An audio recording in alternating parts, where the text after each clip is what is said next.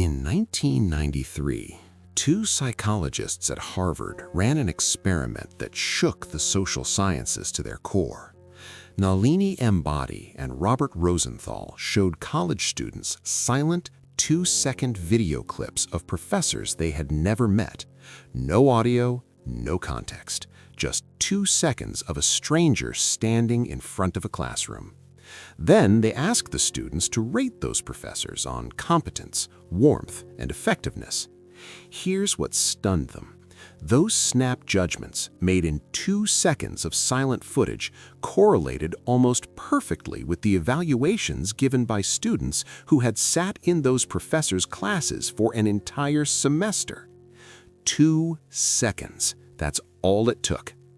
The researchers called this phenomenon thin slicing, the human brain's ability to find patterns and make accurate assessments from extraordinarily thin windows of experience.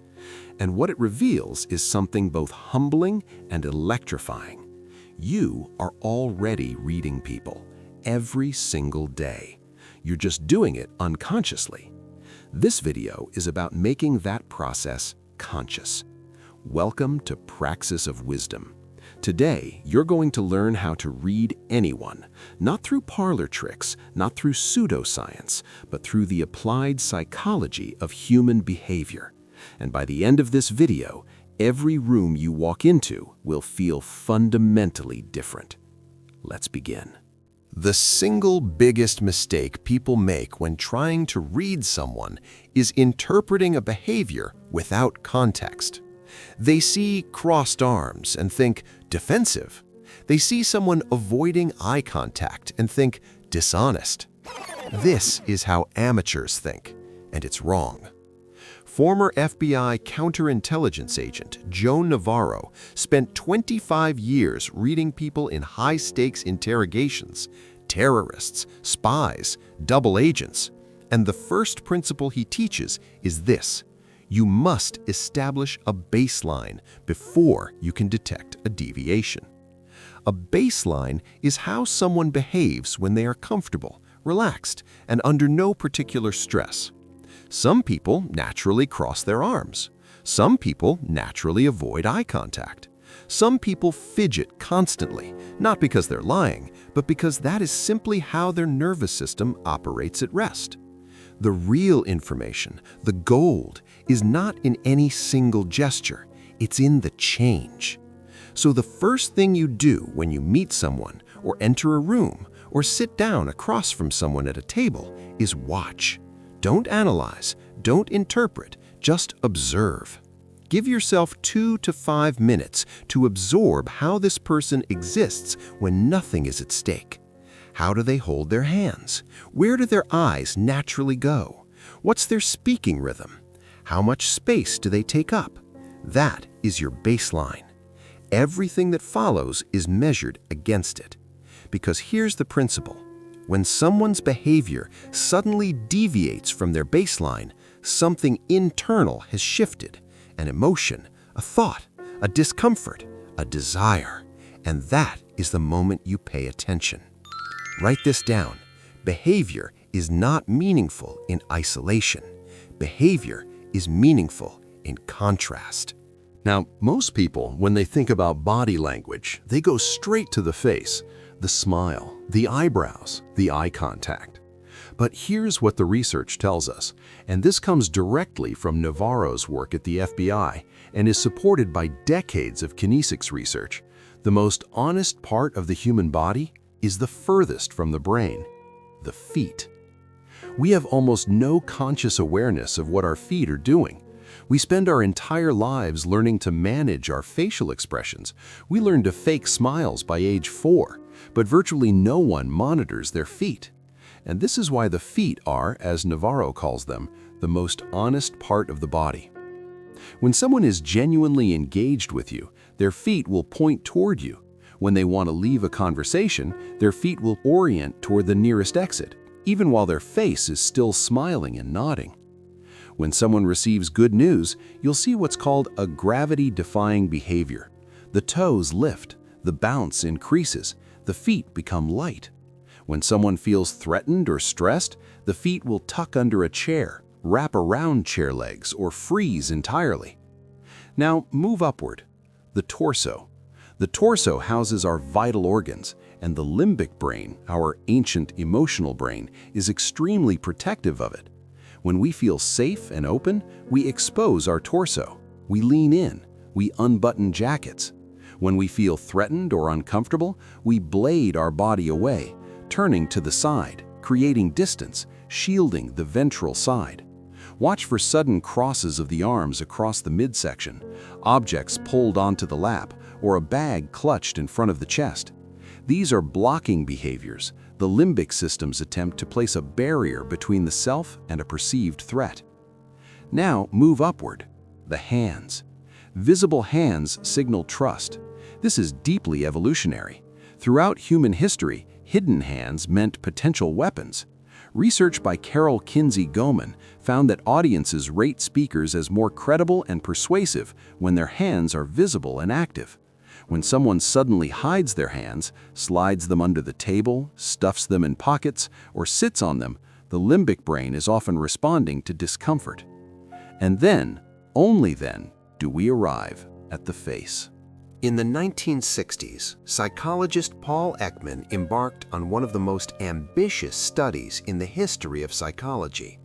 He traveled to remote tribes in Papua New Guinea, communities with no exposure to Western media, no television, no photographs, and showed them pictures of facial expressions.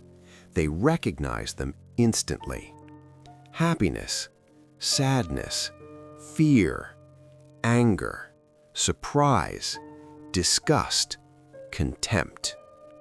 These 7 emotions produce universal, involuntary facial configurations that are identical across every culture ever studied. They are hardwired, they are not learned, and they cannot be fully suppressed.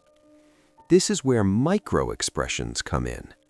A microexpression is an involuntary facial expression that lasts between 1/25th and 1/5 of a second. It occurs when someone is trying to conceal or suppress an emotion. The conscious mind says hide it, but the face has already fired. For just a flash, the truth is on full display. Let me give you the ones that matter most. Contempt. This is the only asymmetrical microexpression. One corner of the mouth tightens and rises, just one side. Research by John Gottman found that contempt in a marriage is the single strongest predictor of divorce, with over 90% accuracy. When you see that one-sided mouth tighten in conversation, you are seeing the most corrosive human emotion surface in real time. Fear. The eyebrows pull together and upward, the upper eyelids rise, the lips stretch horizontally. People often confuse fear with surprise, but the key difference is in the brows. Surprise raises the brows without pulling them together. Fear does both. Genuine happiness versus social performance. This is the famous distinction identified by French neurologist Guillaume Duchenne in the 19th century. A real smile, a Duchenne smile, engages the orbicularis oculi muscle, which creates crow's feet around the eyes and pushes up the cheeks. A polite smile, a social smile, uses only the mouth. The eyes remain uninvolved. Once you see this distinction, you will never unsee it. Train yourself to watch the space between what someone says and what their face does in the half-second before they say it. That gap is where the truth lives. Body language gets all the attention, but some of the most revealing signals come from how people speak, not what they say. Psychologist James Pennebaker at the University of Texas spent decades analyzing language patterns, and his findings are remarkable. He discovered that the words people consider most forgettable, pronouns, articles, prepositions, are actually the most psychologically revealing. Here's a practical example. Distancing language. When someone shifts from personal to impersonal pronouns, they are psychologically distancing themselves from their own statement. Compare, "I didn't take the money" versus "that didn't happen." The removal of "I" from the statement is what analysts call a lack of commitment to the narrative. The person is unconsciously creating space between themselves and the claim. Qualifying language, phrases like "honestly," "to tell you the truth," "believe me," and "I swear," are what behavioral analysts call convincing statements versus conveying statements. A person conveying truth simply states it. A person convincing you of truth decorates it. An increase in qualifiers from someone's baseline is worth noting. Tense changes. When someone is recounting a real memory, they tend to stay consistent in tense. When someone is constructing or fabricating, they will often unconsciously shift tenses, bouncing between past and present because they're building the story in real time rather than retrieving it. Response latency. How quickly does someone answer? A question that should require thought but is answered instantly may indicate a rehearsed response. A question that should be simple but produces a long pause may indicate internal conflict, calculation, or suppression. Now, and I must say this clearly, none of these signals in isolation prove deception. That is not how applied psychology works. What you are looking for is clusters. When multiple channels, the feet, the torso, the face, the voice, the language, all shift simultaneously, that is a high-confidence signal that an internal state has changed. One signal is a data point. 3 or more signals occurring together are a story. Let me dispel a myth immediately. There is no reliable scientific evidence that the direction someone looks indicates whether they are lying or telling the truth. That claim comes from neurolinguistic programming, and it has failed under controlled testing repeatedly. But the eyes do tell you an enormous amount, just not what most people think. Pupil dilation. Your pupils dilate when you see something you desire, find interesting, or are aroused by, and they constrict when you encounter something repulsive or threatening. This is controlled by the autonomic nervous system. It cannot be faked. In the 1960s, psychologist Eckhard Hess demonstrated that pupil size changes were reliable indicators of interest and emotional valence. This is why historically, card players wore tinted glasses. Blink rate. The average resting blink rate is roughly 15 to 20 blinks per minute. Under cognitive load, which includes the effort of fabricating a story, blink rate tends to decrease during the fabrication as the brain concentrates, and then increase rapidly immediately after in a kind of release. Research on President Bill Clinton's grand jury testimony famously demonstrated this pattern. Gaze aversion versus gaze fixation. Contrary to popular belief, liars do not always look away. In fact, research by Samantha Mann and colleagues at the University of Portsmouth found that liars often engage in more deliberate eye contact than truth tellers because they are monitoring whether you believe them. The truth teller feels no such need. They look away naturally, check their memory, glance around. The liar stares because they are watching you. Here is where everything comes together. Reading people is not about memorizing a dictionary of gestures. It is about building a real-time behavioral map of another human being and then watching for the tectonic shifts. Step 1. Baseline. Observe their resting state. Step 2. Stimulus. Note what was said, asked, or what occurred in the environment at the moment of change. Step 3. Cluster. Look for 3 or more channels shifting simultaneously: body, face, voice, language. Step 4. Context. Ask yourself, does the interpretation make sense given the situation, the relationship, and the stakes? And step 5, the one no one talks about, calibrate with humility.